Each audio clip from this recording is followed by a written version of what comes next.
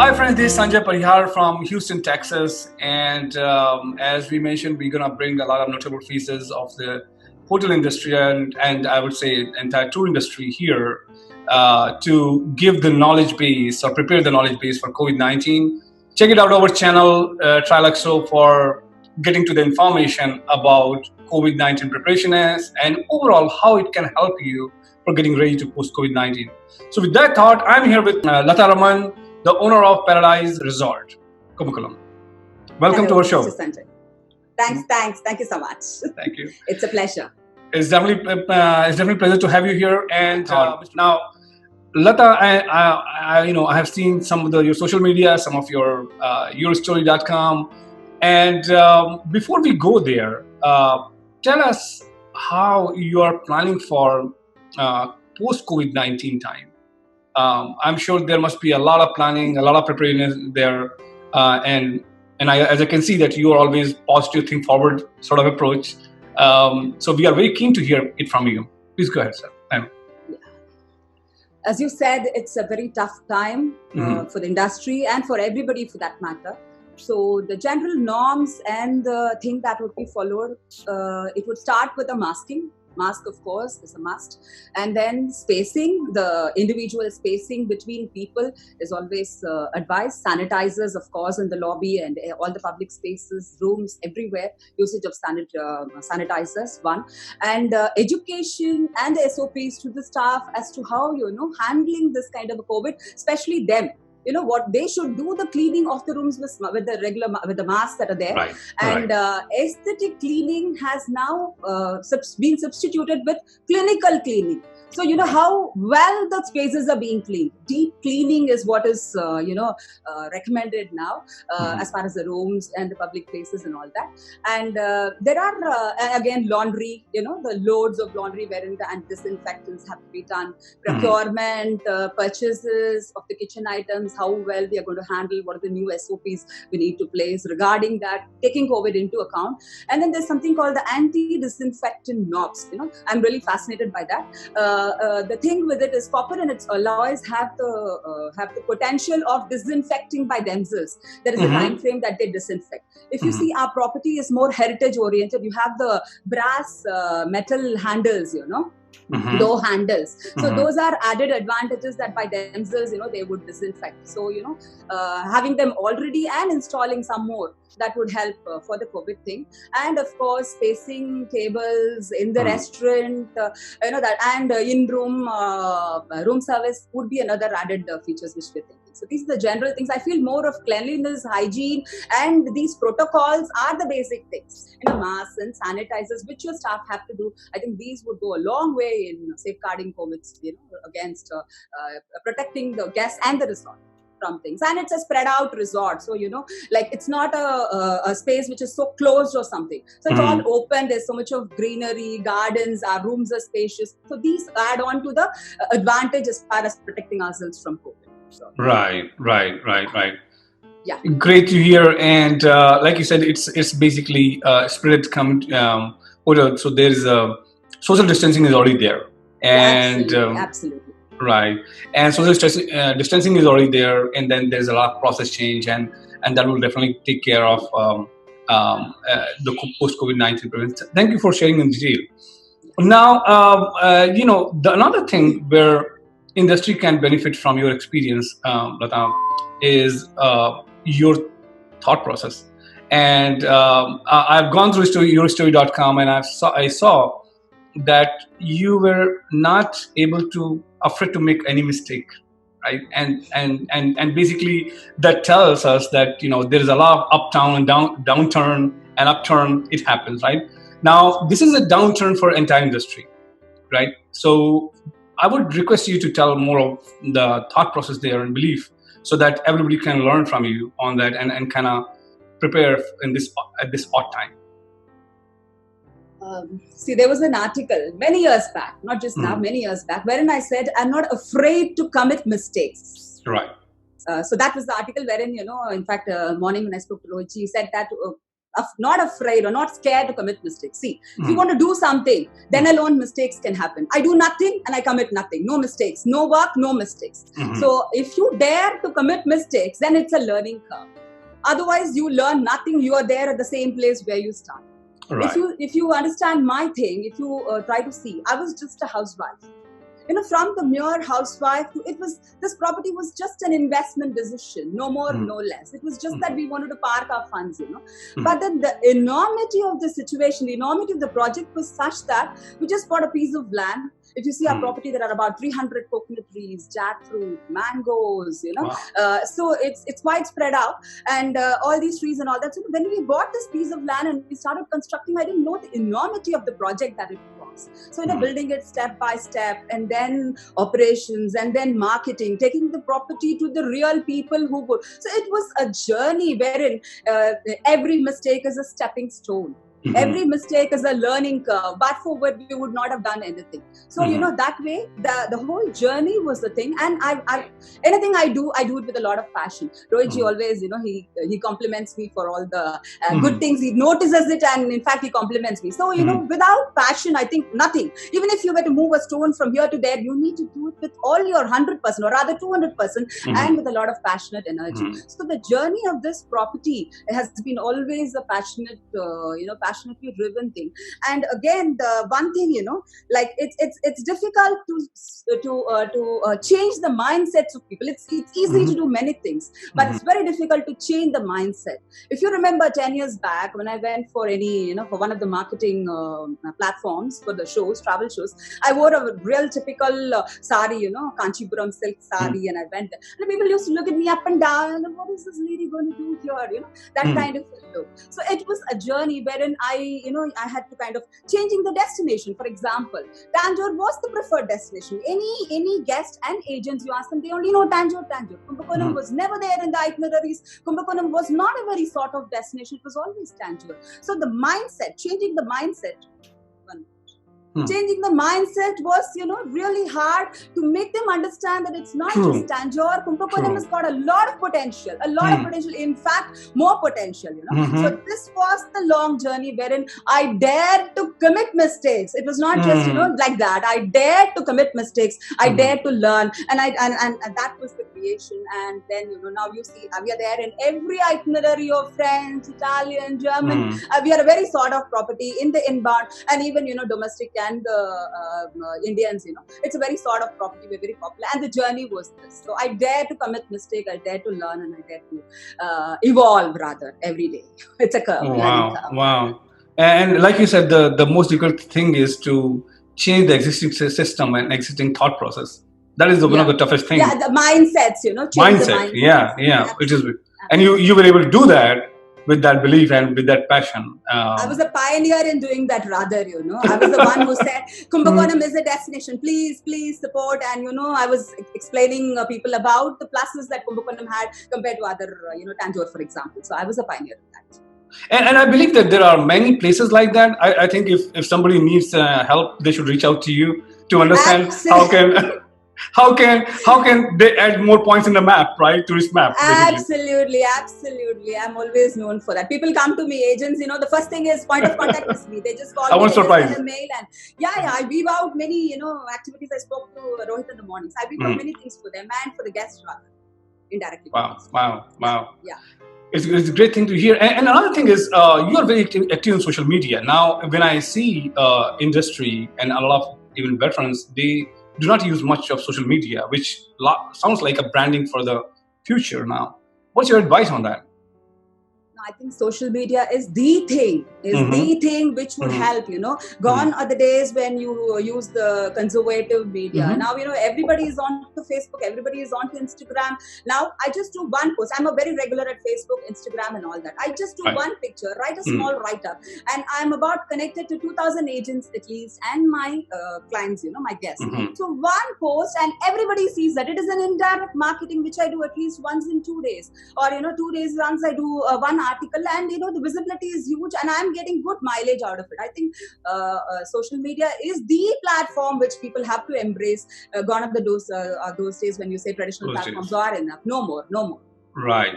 And to your point, I mean, as we see that things are changing, there'll be even bigger need for social media. So in a way, this is the time when they can build the brand. This time. Virtual media would take over. Yeah. Yeah. Absolutely. Great insight. And so let's talk about your hotel, which is very, very different and very interesting. Tell us more about the location of the Paradise Resort. Yeah. See, as I said, we are centrally located between three UNESCO monuments. Tanjore Brihadishwara Temple, where the world declared UNESCO monuments, is 35 kilometers from the property. Gangaikonda Cholapuram is again 35 kilometers this side, towards the Karaikal and Pondicherry. And Darasuram, which is the UNESCO monument, is 10 minutes drive from the property. So you are in the middle of the three very popular UNESCO monuments, for which all the inbound clientele or all of them have their itinerary from Chennai, Mahabalipuram, Pondicherry, and you're there, bang, and we are right on the highway from Pondicherry. If somebody has to go to Tanjore, Trichy, you have to process and go. There is no going away. And the domestic also, if you have to go from Chennai to Trichy or Madurai, you have to process and go. So the destination-wise, we are on the highway, and again, centrally located near the Navagraha temples. And I'll explain you, there are so many temples, beautiful temples, for which people should come, and our thing becomes a destination which is worthy of this one. We are bang on that. Wow. So the location is 3 UNESCO things are, centrally located. Yes. Wow. It's a great interesting point. And tell us more about the category of the hotel. What category it fits in? See, we are a 4-star property and more heritage oriented. So you will be, when I wanted to do this hotel, we were wondering whether to do a hotel or a resort.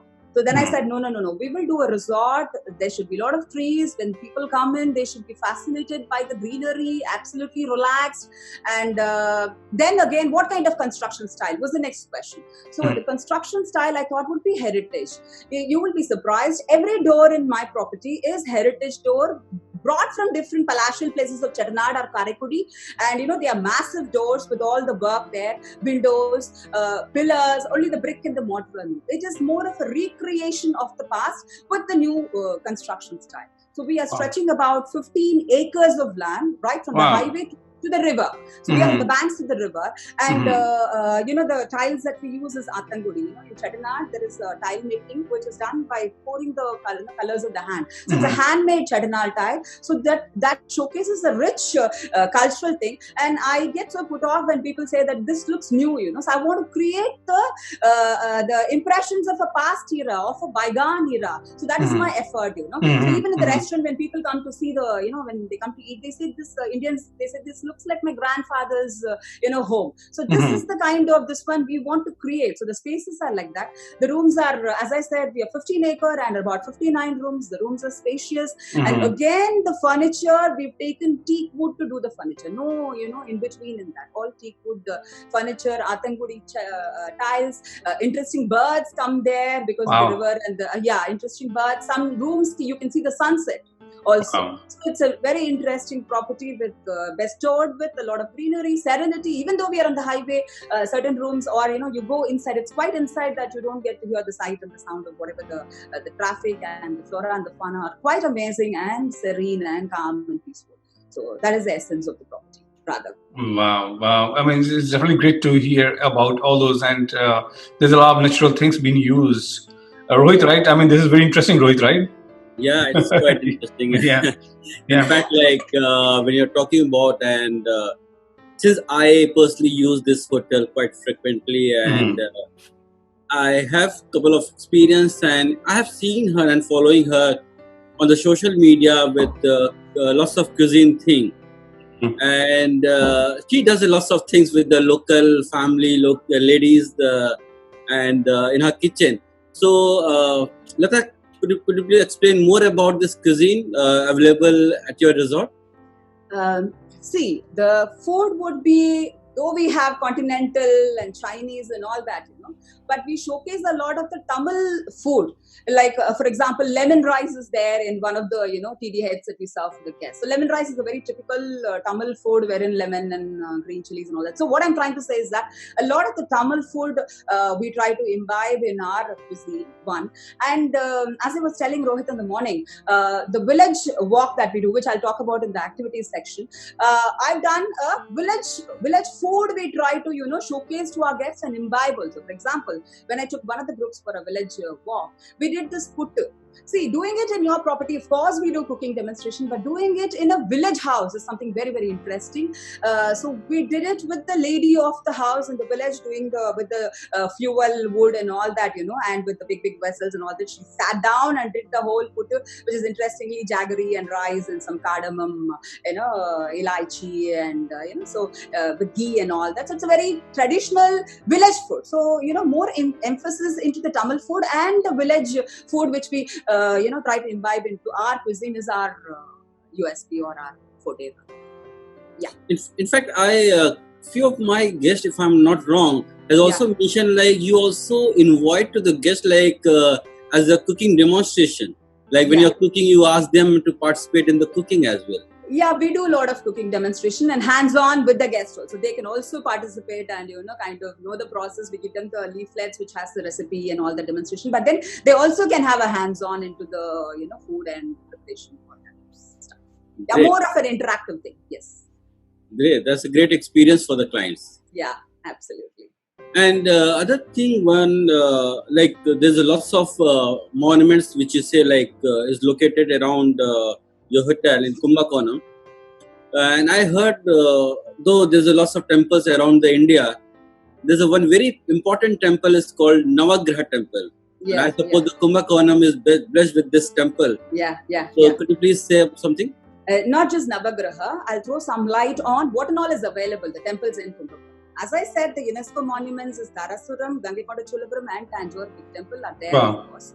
There is this Swamimalai Murugan temple, which is strictly one abode of Lord Murugas. Out of the 6, Swamimalai is one important temple for the Hindu. Like many families in Chennai, Hindu families, Swamimalai is a family deity. For Mundan or something for their child, they come there. It's a very serious temple, and one of the 6 abodes wherein Malaysians, Singapore and Indians come there and do serious this one. So that's just a stone's throw from the property.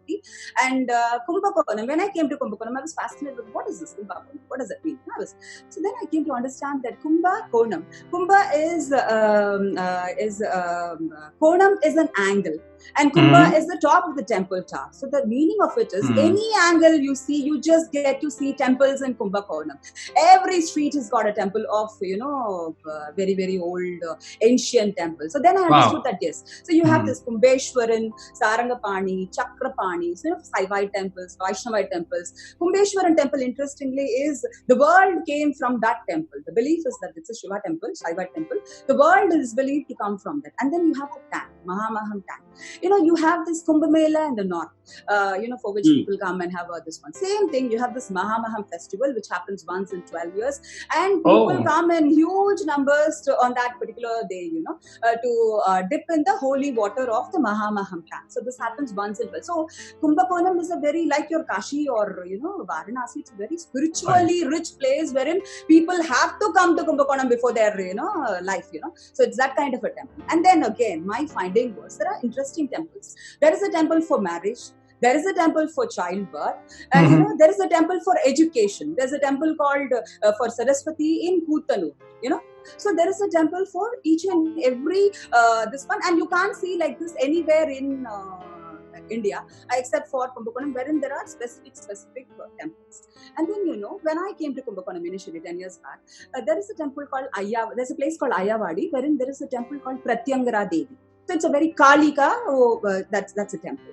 There is a yagam that happens there. It's called Nikumbala Yagam. Okay, in that yagam, what they do is they put this the ghee and all the grains and all that. They put a new silk sari inside, and they put at least bags of red chilies into the pyre, around at least 25 to 30 kgs of chilies into the pyre, and you will not get a single drop of beer.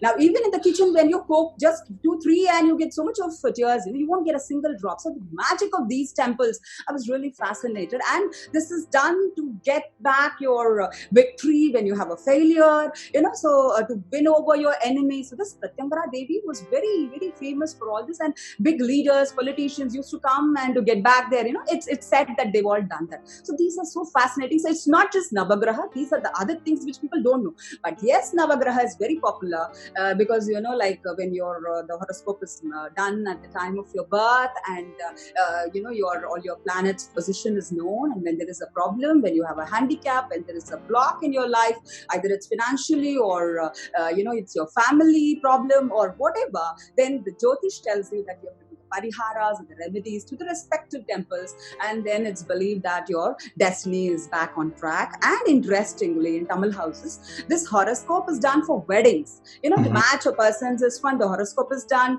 to mark a new wedding. If you have to take a date for a new wedding, then it is done for doing a housewarming. A griha pravesham. This is done. So this horoscope is a very important thing. And this Navagraha, about 9 temples, all of it are in and around Kumbakonam in a radius of about 50 kilometers, Suryanar. And interestingly, Suryanar, you have to visit. There are days that you have to do the temples on specific days. For example, Suryanar is on Sunday. Tingalur for moon is on Monday. Shani, is in Tirunalla. That should be done on Saturday. So these are the things, and people come, NRIs, Tamilians, Indian origin, to get rid of sins one and to get back your thing on track, because you are having roadblocks and your planets are not in their order. And, doing these, it's believed would bring things on track. This is the thing. And interestingly, you have this Navaratna stones. I don't know if you know that. People wear that Navaratna because of auspicious reasons. So what we did in our property was, we have 9 rooms in one block.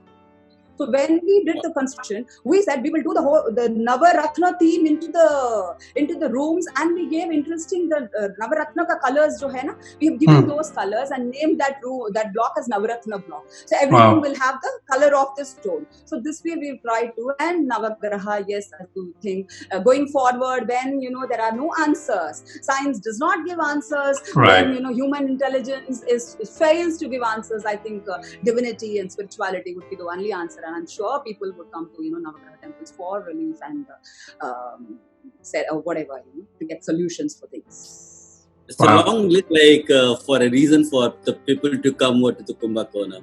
Right. And lots of reasons. Yeah.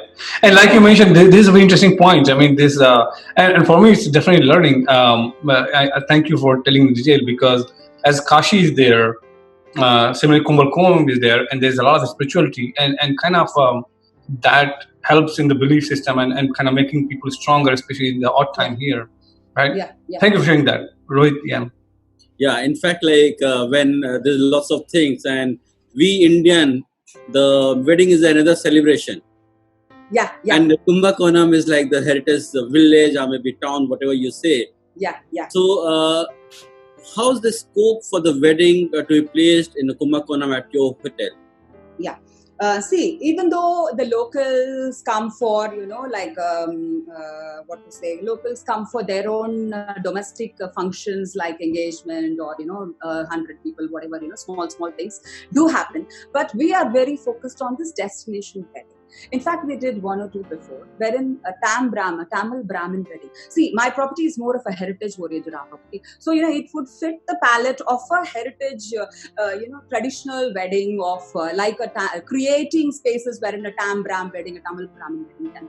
Now, we did a wedding 2 years back, and a Tamil Brahmin wedding is all about the food. It's the food every time you have. It's a 2-day affair. 2.5 days affair, wherein it starts with the bradam in the morning, then there is this morning meal, afternoon meal, all elaborate, all served in banana leaf, and then night you have this betrothal or the engagement, wherein the bride and the groom go in. We did a horse chariot kind of going to the temple and then coming back, and the next day is the muhurat. Before the muhurat you have the unjal. Unjal is where there is a swing, and it is believed that the people are together. So there are lots of rituals in a Tam Brahmin wedding, cooking till the next day when everything finishes and they go home. We have to give them the meal also. So, it's more of a cuisine, and creating these spaces, it's a very interesting thing. We've done that. And, because it's a spread out lawn with all these trees and all that, so you can create, like, for example, mehendi, So like that, we have certain rituals in the Tamilian thing, which spaces can be easily created, and all the ladies with the silk saris, the 9-yard saris, which we traditional wedding, I'm saying. So, these would adorn the property, and I'm really game for a destination wedding, which I think it's coming back. The old is coming back. People now want to have weddings in a traditional pace, in a heritage, environment, and they want to do it the authentic way. Not even one ritual there is a compromise, So then our property will fit the bill of all this, and I'm game, and we are looking forward for Indians and Indian origin people from abroad, from Australia and other places who want to have all the heritage and tradition in place and want to do the wedding in that style. I think our property would really fit the bill of that, and we are welcoming that, and we are going to pitch in for that. Already we do, but all the more. Great. And while we are about to wrap up our call, this is such a great insight and on your passion, on your belief system, and on the way you manage yourself in social media, and the thought process behind the hotel and the execution for the hotel, right? And including some of the USP. This is very, very great to hear. So, is there anything else you want to add on this? I haven't said about the activities that I do. That's the most passionate thing, Please go ahead. Yeah, I'm very attached to the activities, because when the agent asks me one query, what is this? I go really in deep and try to create fascinating activities that we do. See, the first thing is the resort looks like a village, and we have a lot of villages nearby. So what we do for our guests is do a village walk, a bullock cart ride, and while doing a village walk, we get them to see a village house. It could be a thatched house, it could be a tiled house. They can just barge in, just go in and have a look of the house, and we do a kolam. Kolam is a rangoli, So we have a traditional Tamil kolam and all that. They see that, and then they also do a small bit of like a cooking demonstration, do a chutney, chakke, with the spice and all. Yeah. So those are interesting things for the clientele from European clientele. So this is the activity. Now one more interesting thing is when we do these activities, okay, this is great, but at the same time you benefit a lot of people. Now no more is the guests coming and jetting out like those days. It's a very structured thing. They want to do responsible tourism. Tourism to me, and again, it is all about benefiting the community where the property is situated, or benefiting the local, by these activities. For us, it's more of an activity to do, to engage the guests. But at the same time, the lady who does the kolam, the lady who does the chutney gets, some token, So thereby you're doing that. And then I'll tell you the activities that I do. Village temple. It's not a regular temple. It's not a UNESCO monument. You have the INR statues, the security guards. It's a very rustic village temple. And when you go, the priest shows the aarti, and yes, the guest, put some money there. Okay, this. And then there is a school, village school. And village school, what we do is get the appointment with the principal, and then take the children. They do the rhymes, they do the yoga in the morning, all those things they do in front of the guests. And an interesting fact is, I've taken a German group, and there was a lady who was so, liked a girl from there, and she kind of adopted. So what the lady does from Germany, she sends me the money, and what I do is I give the money to the girl upon payment of the bills for her fees, because the parents here, they may take the money and they may never do anything. So, then I take I pay the girl, I give the girl the fees, so all this the lady does it. And this, and then, interestingly, there are agents and guests who wanted to donate for the school. So they wanted to give cupboards, they wanted to give a water filter for the school, for the children. So I've just taken the money and given all that and sent the guests. So, this way we are facilitating, and a lot of responsible tourism is happening. We being the mediator between the village and the thing. And, and again, responsible tourism is not about just, creating livelihoods. In our property, there are many who come and work here, and many who do not know a word in English. Okay, we kind of hone their skills, and we also try to absorb them in the hotel. The village people also get a livelihood, not just by working, but also by improvising their this one, and elevating them to take part in the operation process. So these are the things which are community building, responsible. Our guests are happy, our community is happy, the village is happy. This we do. But These are the things which do in the village. But there are some special projects which I've done, special projects on request. There was a group of French farmers, which is a company. They wanted to do, they are farmers, so they wanted to do all out farming. So what I did was I went to the village nearby wherein there are organic farms like paddy, guava, mango orchards, coconut plantations. So we go to the tiller, we talk to them about the terms and all that. And at the time of taking the gas, we say that the owner of the tiller has to be there. And then a lot of exchange of technical exchange happens as to what is the tractor, what is the gestation of the crop, etc., etc., etc. And we are there facilitating between these two. So farming tours. And morning I was just discussing with Rohitji that we also do something called palmistry. Palmistry is when palm leaf reading rather. So palm leaf reading is when the thumb impression of the guest. There's a temple called Vaidishwaran temple. It's one of the Navagraha, and in and around that Vaidishwaran temple, you've got umpteen number of palm leaf readers sitting there.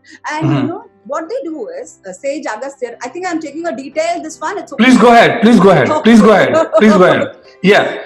This is one of my very interesting topics, spirituality. I mean, absolutely. Please go ahead. That's where the solution lies now. Absolutely. I totally agree. Yeah. So now these palm leaf readers, Sage Agastya is believed to have written about every person's life in the palm leaf called Nadi. So when you go and give your palm leaf impression, onto the palm leaf reader, he will take your thumb impression and match it to the palm leaf that has been written by Sage Agastya many, many centuries back. So then he will take it out and read all your predictions, present, past, future, and these predictions, if you want in detail, for example, I want to know about my health, future, whatever. So it's called a kandam or a chapter. So then they will give you insights about each and everything. Now, many people are interested in that. In fact, Rohitji was telling me in the morning that he had done it for, for himself, whatever. So, so people are now serious about this palm leaf reading. And I've done for many of my agents and guests, flown people, palm leaf readers, there, and they've done the whole reading. So it's a very interesting thing. And yes, it is very true. And it's a mind-blowing activity as far as my guests are concerned, because it's where you get in the world to see all this, which we've got. Right. So this is one. And then the other thing is I can add on the activities what I do, but Bharatanatyam is a performance. You always see Bharatanatyam performance. Yes, where you also do Bharatanatyam, but you don't see something behind the Bharatanatyam. The classes, Bharatanatyam classes in Kumbakonam, I've given for my guests, wherein they go in the middle of the class and see the whole Bharatanatyam, how it is done, and try to learn it a little bit. So these are the interesting. And another one is the Veda Padashala. In Kumbakonam, we've got the Veda Padashala, wherein it is a Vedic, teaching. There are like a Gurukul thing, wherein there is a priest and there is a teacher and the students are there and they impart this Vedic. It's about 8 to 10 years of course, and the children are lodged there, they stay there, live there, and after finishing that they go as a priest in India or abroad or wherever. So you can take them to a Vedic, Veda Padashala and show them the whole this one. So the activities are endless, but we try to create these kind of activities such that the guests get a peek about the Indian culture, the Tamilian culture wherein the property is located, and they educate, as you say, spiritual, being more spiritual. And so these are the many activities that we do. I can go on and on, but to tell you the nutshell of these. So this is a continuous process which we keep evolving and trying to give them the best of the activities. As experiential tour, the point I wanted to say was, you stay in a hotel, the room is forgotten, the food is forgotten, but you just remember the activity they did. Experiential. It's the new luxury. Treating them to different experiences, unique, which are very unique to your own self. Nobody can copy it. It's your own. So this is what it is. Wow. And it's all amazing. I mean, when a lot of ancient culture being combined with spirituality, it's not only just experience, but for people like me who are coming from abroad, primarily from North, but it's a great experience and great learning, especially some of the things like you were talking about, the leaf thing, and right. So, and that experience, definitely any people like me, if they come, they will always cherish. I mean, that this always will be there. So great, thank you for sharing in the detail, and definitely I think we should talk for hours, because this is one of the interesting subjects you mentioned, and spirituality is one of the main belief even for us to to do this thing. In fact, And what I feel that spirituality and give away attitude from you is kind of your strength, and the creator for the passion, right? So it's more right. sharing More of, sharing, exactly. Yeah. Well, thank you for joining this talk show. Thank you for your contribution through this resort, and thank you for your contribution with the local and everything else. Thank you very much. Thank you so much, Rohit. Thank you. Thank you. Thank you. Thanks so much. Take care. Bye.